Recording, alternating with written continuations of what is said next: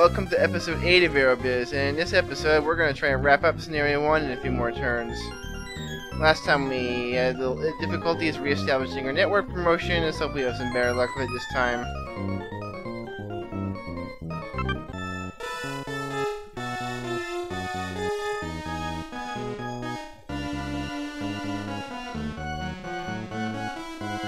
AI airlines are really starting to take off now, but we are well in the lead.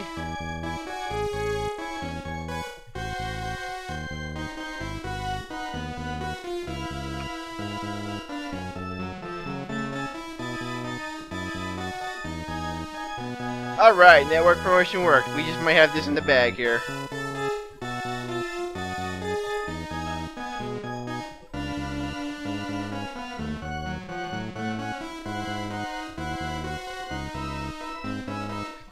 Yeah, we're getting big gains here.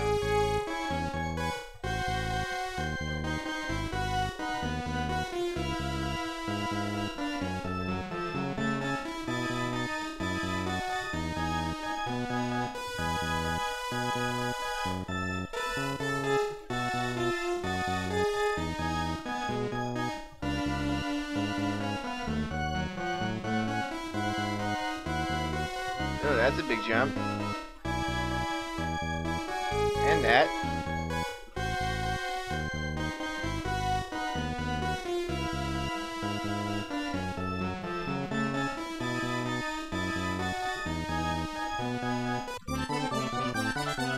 Wow, over 1 million passengers this quarter. We just might have this in the bag here, alright. Two more quarters to this, and we should have our passenger totals for the year.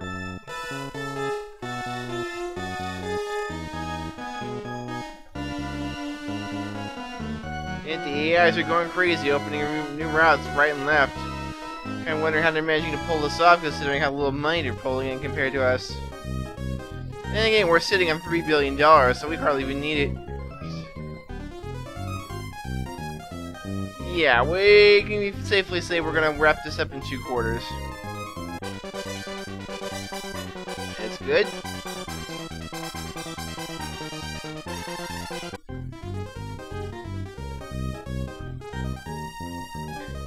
Let's see. I don't think there's really much left to do here for us. I think I can open up another route or two just to pad our lead a little bit more. Alright, I think New York to Beijing would be good.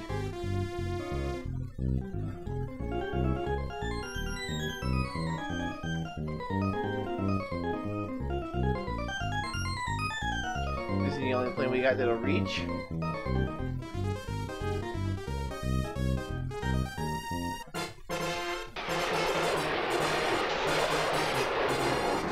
We'll be seeing this too many more times. If I recall, there are a couple more new planes coming out in January 1970 that are fairly decent, but they just come too late in Scenario 1 for you to do much good, because it's practically the end of the game by then if you're playing well. Let's see, 3 months, 6 months, yeah, it won't matter. I'm going to need a few more 747s for the last few routes I want to open up. Let's see... 5 should do.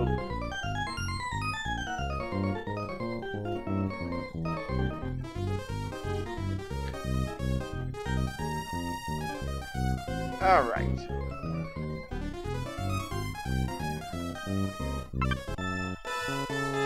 Just a couple more turns now.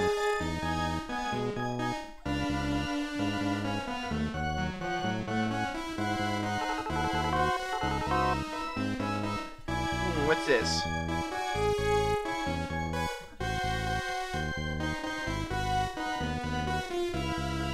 Oh, fog in Paris.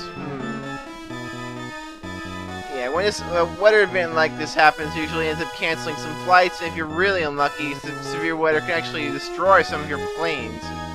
It's necessarily a bad thing because it has an equal chance of affecting everyone.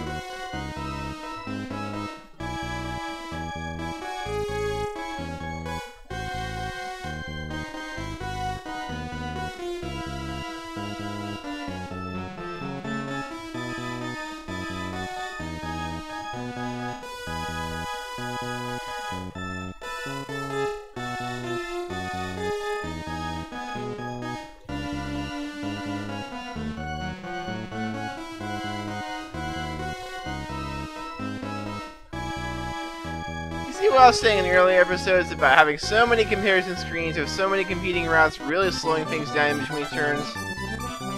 Ooh, 1.1 million. We're doing great. I'm pulling in 900 million a quarter. We really don't need much anymore.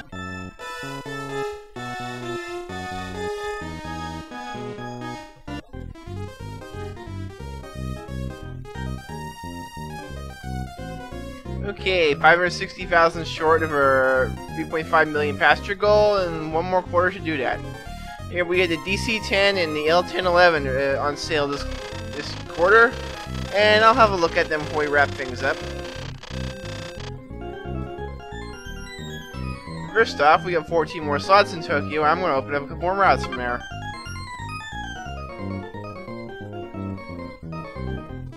Let's see, Tokyo to London.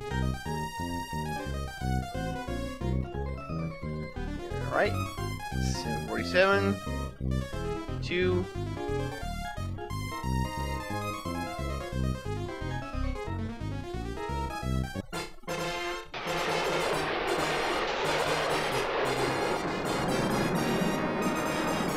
This is one of the routes that I opened up very early on in Scenario 2 when I have enough money and planes to do so. Okay, Tokyo to Paris.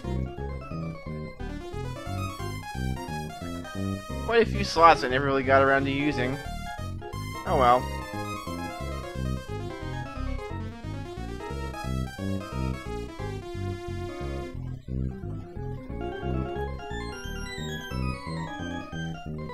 Oh, what the hell, let's turn it up. We got a promotion.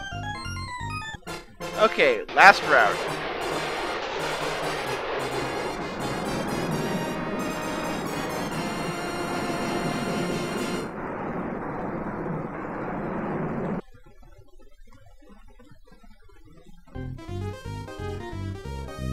And I think, let's see. No, I don't think I could do anything else here, really. Yeah, that's too far. There's not really enough slots in Delhi for, and Sydney is definitely too far. 10,000 miles.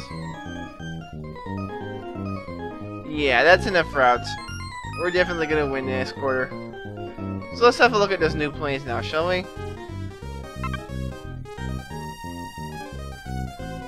Both of them from McDonnell Douglas. Alright, first up is DC-10, a $93 million plane. It is a decent intermediate-sized plane. It has 380 seats, an okay average fuel rank, and pretty good mileage, 7,430 miles. It's a good plane you might want to use in Scenario 2, but when it's available right from the very start. But in Scenario 1, it just comes too late to be of much use. And the L-1011, which is actually made by Lockheed, 400 seats, not that great fuel rank, and only 5,680 miles. Generally, you only want to use this on mid-range routes that you have a lot of passengers on, but you can't quite fill a 747 for it. And they're no longer available by the time Scenario 2 starts, so really, I don't put them to much use. Because once again, since they're not available in Scenario 2 and they come too late in Scenario 1, there's really nothing you can do with them. Well, we're going to be at passenger totals this next coming quarter, and we've connected all of the cities, so it looks like we have all of our victory conditions satisfied here. I don't think there's much else we can do here, so let's win the game now, shall we? End the turn one more time.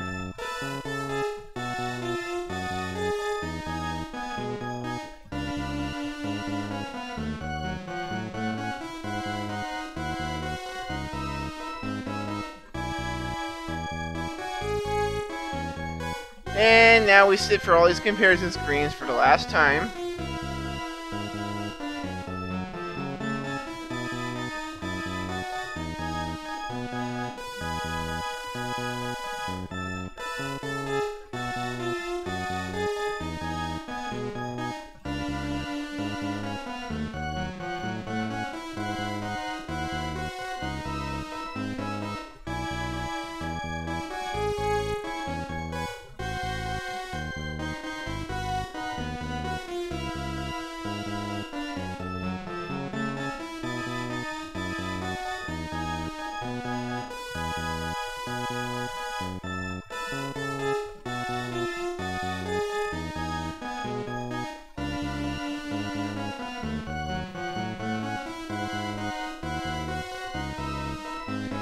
Too late to matter.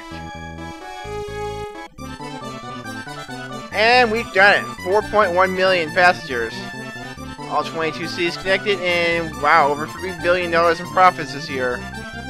Well, that's it. Let's see the results here.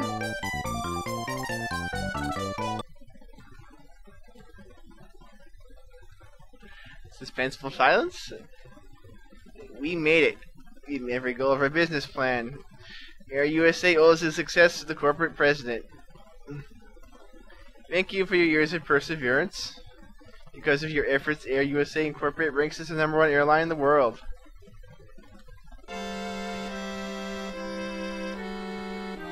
And to celebrate just how awesome we are, we're going to take an airplane on a victory lap around the world. This little animation here, you just have this plane jumping from city to city to city, going around the world twice.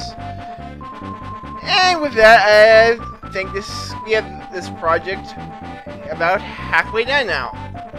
Like I said in the very beginning, I was going to go back and play Scenario 2 after I finished Scenario 1, so I will be doing that. Scenario 2 plays out a little differently since you have a wider selection of planes from the start, and all of the cities around the world are larger, more developed, and have higher tourism and commerce ratings. Also, things are a bit more expensive, opening routes, negotiating for slots. You know, there's quite a bit of a different feel to it. Also, I'm going to leave out half of the ending or so, and I'm going to leave that right to the very end.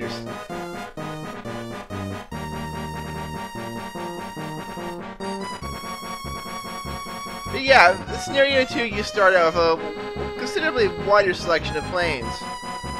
I mean, here, it took us several years before we even got an airplane that was even worth using. We were stuck with DCAs pretty much the whole time. But you start off with Scenario 2 with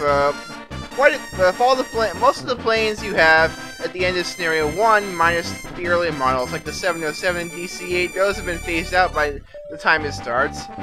And you have a completely new company, Aerobiz, which has a decent number of planes that they also have on sale. And I generally use Airbus planes pretty widely in Scenario 2. Still, we'll get to that when it comes, next episode, when we will get Scenario 2 started. Yep, until then, I am signing off for this episode.